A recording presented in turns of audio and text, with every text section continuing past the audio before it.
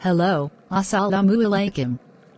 Welcome to Ashraful Islam Show and YouTube channel Engram and more. Here is a dialogue between two friends about the importance of morning walk. I hope you will enjoy the video. Let's watch it.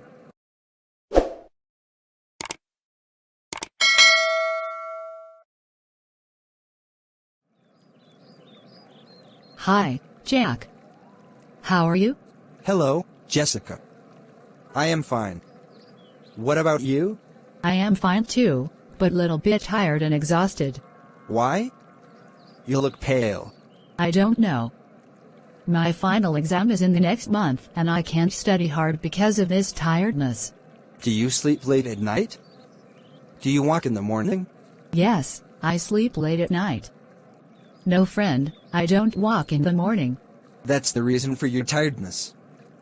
Don't you know the benefits of morning walk? Please, explain to me. You know, morning walk is good for health. If you take a walk in the morning, you can inhale fresh and pure air. It keeps your body and mind fresh for the rest of the day. Besides, morning walk is considered as the best kind of physical exercise. I didn't know it earlier.